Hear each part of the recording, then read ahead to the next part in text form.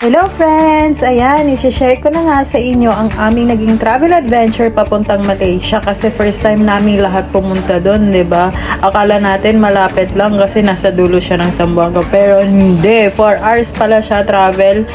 Nag-AirAsia kami through our magical holiday agency. Ayan, naging smooth naman ang aming travel and at the same time, on time kami dumating after 4 hours. At ito na nga, pagdating namin, ito yung sumundo sa amin dahil kasama na sa package yung airport transfer. Ayan, ito yung van na sinakyan namin na high-end, diba? Naka-captain seat kami at habang nagpa-travel kami, nakita na nga namin itong Merdeka 118. Ang sabi ni Kuya Driver, yun daw yung second highest na building or tower in the world after Burj Khalifa. Kasi ito na nga, dumating kami, sinundo at dumating kami kasama si Ate Ami, ang aking friend from college, and nag-breakfast muna kami bago pumunta sa unang destination, which is yung Batu Caves. Ito na nga via train.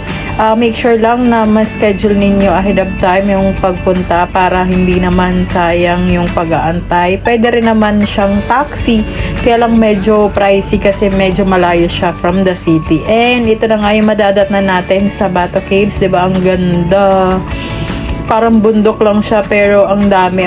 Under or ongoing construction pa rin to hanggang ngayon, pero madami na rin naman tayong makikita improvements and highlights ng Batu Caves. And ito na nga, ano ba yung ating ini-expect pagdating sa taas? Ito na nga yung aakyatin nating bundok, o diba? Mag-ready tayo ng maraming energy and tubig kasi nasa 270 plus steps po yan paakyat.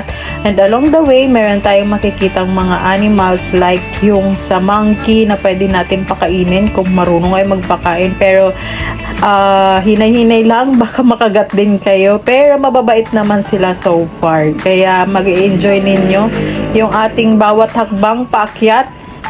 Kami, akyat, pahinga yung aming naging strategy para kahit papano hindi masyadong napapagod. And alam nyo ba, pagdating sa dulo, ang nilulook forward namin, sobrang ganda talaga na nature attraction.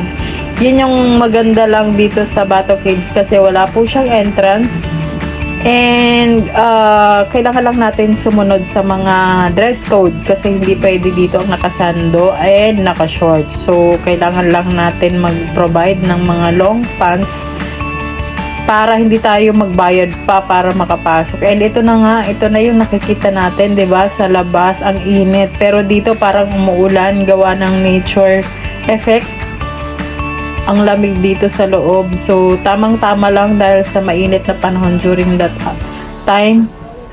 Nakapag-relax din naman kami. So, pwede tayo mag-picture-picture and stay for a while. And ito na nga, yung aming next destination, itong Genting Highlands, kung saan nandun yung sa may... sasakay kami ng cable car. Ayan. So, kahit na medyo gloomy weather during that time, marami pa rin tao kasi Sabado siya and pasyala ng mga tao. So, ganun din kapag weekend, dinadagsa pa rin siya kahit medyo malayo siya from the city. So, ang daming tao. So, makay nga kami nitong cable car para ma-experience naman ano yung mga makikita namin along the way.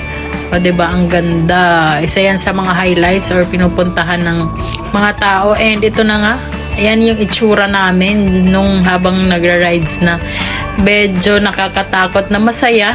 Nakikita yung nature habang nagbabiyahe ka. Papunta sa kabilang tuktok. Kung gusto natin. Yung second day naming tour, city tour, ay inuna namin pununtahan itong King's Palace bago kami pumunta dito sa National Monument ng Malaysia. Kung meron tayong luneta, syempre meron din sila. At ito naman yung makikita natin sa loob, yung mga malaki KK na mga attraction, diba? So ito yung nasa loob. Masaya, maganda din na tanawin na pwede nating pasyalan. And pumunta na rin kami dito sa may Chocolate Kingdom, bumili ng konting pasalubong at nandito talaga yung mga natural made na chocolates. Tapos ito naman ang batik design ni Malaysia, pinakita sa amin kung paano siya ginagawa at yung hirap paano siya mabuo, 'di ba?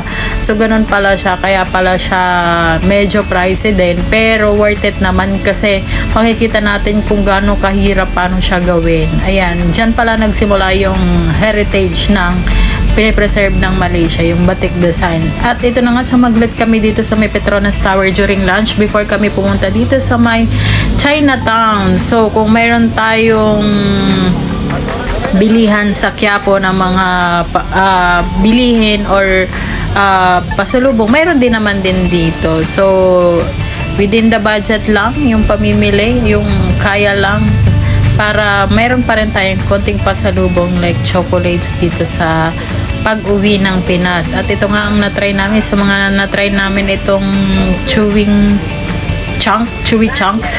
Ito sa mga traditional food ng Malaysia na napakasarap. At ito na nga,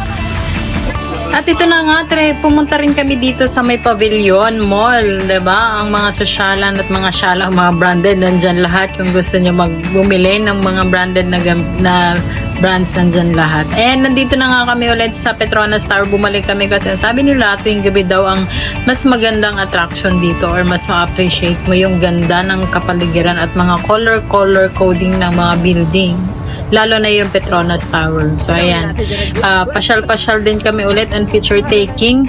I suggest na i-grab natin yung may lighting effect sa gabi para kahit paano maganda yung kuha ng shots. Kagaya na lang nito. O, diba? Ganyan.